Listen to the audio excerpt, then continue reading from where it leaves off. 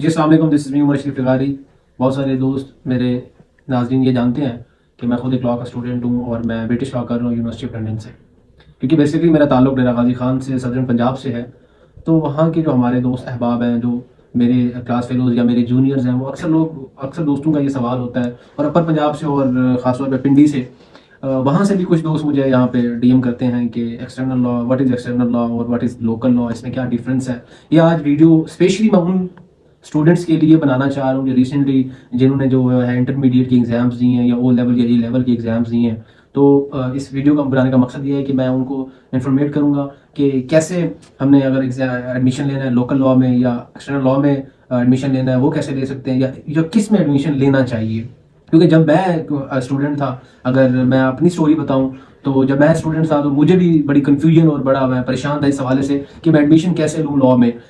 کہ local law کروں کہ ایکسٹرنل لاء کروں۔ اور اگر کیونکہ میرا جیسے میں نے آپ کو بتایا کہ میں ڈی جی خان سے ہوں، تو میں ملتان میں ایڈمیشن لوں کہ میں لاہور میں ایڈمیشن لوں کہ اسلام آباد میں یا کراچی میں۔ تو میں نے ہر سٹی کا وزٹ کیا تھا، ہر یونیورسٹی کا وزٹ کیا تھا، جو میرے سینئرز تھے ان سے بھی مشاورت کی تھی، تو الٹیمیٹ کسی فیصلے میں پہنچا تھا۔ تو کیونکہ یہ چیز میں خود سفر کر چکا ہوں، اس ڈیسیجن کو بناتے ہوئے بڑا ٹائم ویسٹ کر دیا تھا میں نے، تو میں یہ چاہتا ہوں کہ اسٹوڈنٹس خود اس چیز کو جو ہے ٹائم ویسٹ نہ کریں۔ میں اسٹارٹ کرتا ہوں ود لوکل لاء کہ what is local law. Local law جسے ہم کہتے ہیں دوسرے لفظوں میں ہمارا پاکستانی لاء ہے، جو اس وقت 5 ایئر کا ہو چکا ہے، اور اس کے لیے جو ہمارے انٹرمیڈیٹ کے اسٹوڈنٹس ہیں یا کہ او اے لیول والے کر کے آتے ہیں، ان کے لیے بھی سیم ریکوائرمنٹس ہیں۔ آپ کو سب سے پہلے جو ہے وہ لاء ایڈمیشن ٹیسٹ دینا ہوگا، لیٹ جسے کہتے ہیں، وہ 100 مارکس کا ایک ایگزام ہوتا ہے جس کے لیے پاسنگ مارکس 50 ہیں، اور اس کے لیے میں اکثر لوگوں کو کہتا ہوں اس ٹیسٹ کو آپ جو ہے تیار کرنے کے لیے ایک ایم اے چودھری کی بھی بک ہے، وہ آپ پڑھیں تو آپ کی اچھی تیاری ہو جاتی ہے۔ یہ سال میں ہر 3 ماہ بعد یہ ٹیسٹ ہوتا ہے لیٹ کا، اور کیونکہ لوکل لاء میں یہ ریکوائرمنٹ کمپلسری ہو چکی ہے کہ اگر آپ نے کسی بھی جو ہے پاکستانی لاء کے کالج میں ایڈمیشن لینا ہے تو آپ کو لیٹ کی ریکوائرمنٹ جو ہے وہ پوری کرنی ہوگی۔ یہ بات یاد رکھیں جو بھی اسٹوڈنٹس ہیں، خاص طور پہ اسٹوڈنٹس جو سندھ والی سائڈ پہ ہیں، یا بلوچستان والی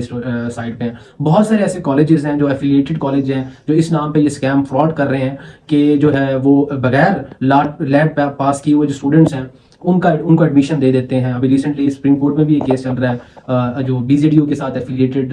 جو کالجز تھے اور پنجاب یونیورسٹی کے ساتھ جو ایفیلیٹڈ کالجز تھے، اور کیونکہ ان کے لیٹ کلیئر نہیں تھے اور وہ کچھ کالجز ایفیلیٹڈ تھے بھی نہیں، تو ان کے لائسنس کا مسئلہ بنا ہوا ہے، جس میں بار کاؤنسل بھی پارٹی ہے اور ایچ ای سی بھی پارٹی بنی ہوئی ہے۔ تو اب یہ بات کہ ہمیں کیونکہ لیٹ کی ریکوائرمنٹ اگر آپ کی پوری ہو چکی ہے تو اب آپ پریشان ہوں گے کہ آپ ایڈمیشن کس یونیورسٹی میں لیں، کس کالج میں لیں جس کا لاء جو ہے وہ اچھا ہو، فیکلٹی اچھی ہو، پڑھانے کا سسٹم اچھا ہو، کیونکہ انوائرمنٹ بھی میٹر کرتا ہے۔ تو جتنا میں نے دیکھا ہے، جو پاکستان میں سب سے اگر دیکھا جائے تو ایک اچھا اگر پاکستانی لاء پڑھا رہا ہے کوئی تو کوئی یونیورسٹی، تو وہ سب سے پہلے پنجاب یونیورسٹی ہے۔ اس میں آپ کی اسلام آباد قائد اعظم یونیورسٹی ہوگی، لاہور میں بی زیڈ یونیورسٹی ہوگی۔ لیکن خدا را ان ایفیلیٹڈ اداروں سے بچے جو پیسوں کے نام پہ جو فراڈ کر رہے ہیں، ایڈمیشن دے رہے ہیں۔ پہلے اگر آپ نے کہیں بھی چیک کرنا ہے، آپ کے پاس ویب سائٹ ہے، ایچ ای سی کی ویب سائٹ ہے، اس میں ایفیلیٹڈ کالجز کی سب کی لسٹ بنی ہوئی ہے جو ایفیلیٹڈ کالجز ہیں۔ لیکن اب تقریباً کوئی 80 سے 90% ایفیلیٹڈ کالجز کو ختم کر دیا گیا ہے، جس میں ملتان سر فہرست ہے، وہاں پہ سارے کالجز کو جو بی زیڈ یو کے ساتھ ایفیلیٹڈ تھے ان کو جو ہے وہ ابالش کر دیا گیا ہے۔